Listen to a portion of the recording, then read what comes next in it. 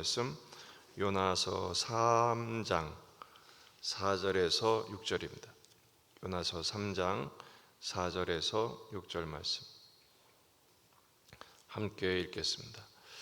요나가 그 성읍에 들어가서 하루 동안 다니며 외쳐 이르되 40일이 지나면 니느웨가 무너지리라 하였더니 니느웨 사람들이 하나님을 믿고 금식을 선포하고 높고 낮은 자를 막론하고 굵은 베옷을 입은지라. 그 일이 니느웨 왕에게 들리매 왕이 보좌에서 일어나 왕복을 벗고 굵은 베옷을 입고 제 위에 앉으니라. 아멘. 본문에 계시된 주님은 어떤 분이십니까? 부족한 순종에도 온전한 회개가 일어나게 하십니다. 요나가 가서 외치라 한 말씀대로 니느웨에 가서 복음을 선포합니다.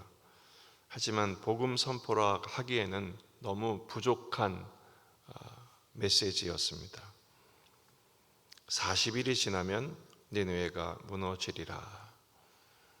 이 복음의 주어인 하나님도 빠져 있고 그들이 무슨 죄를 지었는지에 대한 니느웨가 무너지게 된 원인, 죄의 목들도 설명하지 않고 어떻게 해야 하는, 어떻게 회개하고 변화되어야 될지에 대한 내용도 들어있지 않는 그저 엄포에 불과한 선포였습니다. 그럼에도 불구하고 하나님은 놀라운 일이 일어나게 하시죠. 즉각적인 회개의 역사가 일어나게 하십니다. 5절 보니까 니느웨 사람들이 하나님을 믿고 금식을 선포하고 높고 낮은 자를 막론하고 굵은 베옷을 입은지라. 5절에서 중요한 동사가 세 가지인데 하나는 믿다, 그리고 선포하다, 그리고 입다입니다.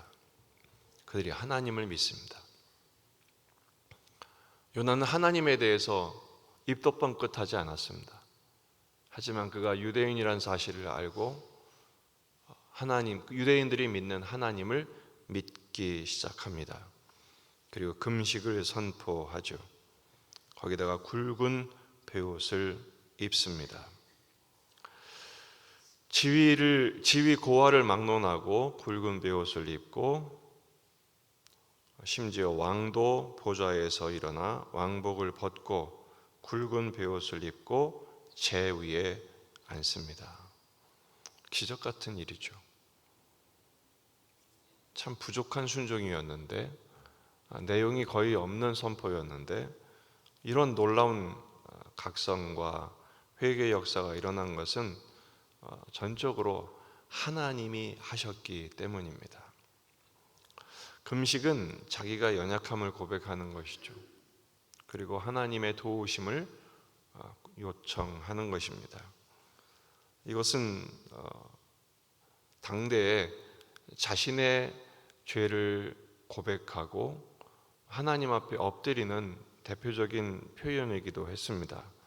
열왕기상 21장 27절을 보면 아합도 모든 하나님의 말씀을 듣고 옷을 찢고 굵은 배로 몸을 동이고 금식하고 굵은 배에 누우면서 회개의 모습을 보이기도 했습니다. 금식한다는 것은 목숨을 건다는 것이죠. 사람이 음식을 먹고 옷을 입는 것은 생명을 얻고 아름다워지기 위해서인데 그 모든 기본적인 것마저 내려놓고 하나님만을 바라보는 것입니다. 오늘 회개의 특징이 있습니다. 그게 뭐냐면 왕이 명령해서 일어난 회개가 아니라는 거예요. 백성들이 먼저 회개하고 그 백성들이 회개하는 소식을 왕이 듣습니다. 6절에 보면 그 일이 니느웨 왕에게 들림에 비로소 왕이 보좌에서 일어나 왕복을 벗고 베옷을 입지요. 이스라엘 왕들 중에서도 이렇게 회개한 왕이 매우 드뭅니다. 그런데 왕이 자신의 보좌에서 내려와요. 그리고 왕복을 벗어요. 그럼 뭘 말하죠? 자기가 왕이 아니라는 거예요. 하나님을 제대로 믿는 거죠. 그리고 오직 지극히 높으신 하나님께 모든 권세가 있음을 인정하는 것입니다. 이스라엘 왕뿐 아니라 동서복음을 막론하고 이렇게 겸손하게 자신을 낮추고 회개하는 경우는 매우 희귀합니다. 대부분의 황제들과 권력자들은 죄를 지적하면 자신의 권세를 지키기 위해 죄를 지적한 사람을 죽이든지 박해하든지 고집을 부리죠. 그리고 결국 자신의 권세도 무너지고 역사 속으로 사라지는 일들이 대부분입니다. 그러나 지금 이 왕이 어떤 왕입니까? 아수르의 왕입니다. 무자비하고 잔인하며 악하기로 유명한 이 왕이 어떻게 이렇게 됐느냐? 더군다나 백성들의 회개 소식을 듣고 자신도 참여하는 겸손한 모습을 보입니다. 하나님이 작동하셨기 때문입니다. 그 마음을 움직이셨죠. 어떻게 움직이셨는지는 다음 본문에서 생각하기로 하고요. 놀라운 사실은 지금도 불가능한 것처럼 보이는 선교의 역사가 세계 곳곳에서 일어나고 있습니다. 복음을 전하기 가장 힘든 대상들이 누굽니까? 모슬림들입니다. 참 선교사들이 고군분투하는 곳이죠. 그런데 놀랍게도 선교사들이 제대로 할 수 없는 그런 환경과 상황 속에서 주님이 직접 찾아가셔서 꿈속에 나타나시고 천사들을 동원하시고 성령께서 역사하셔서 회심하여 돌아오는 역사가 지금 일어나고 있습니다. 공산권에서도 복음화의 물결은 지속되고 있고요. 아프리카는 지금 엄청난 부흥의 물결이 일어나고 있습니다. 하나님이 일하시고 계시는 것입니다. 오늘 말씀의 교훈은 무엇입니까? 부족하지만 하나님은 쓰기를 원하신다라는 것입니다. 요나같이 말도 안 되는 부족한 순종이었지만 놀라운 일을 이루시죠. 그렇습니다.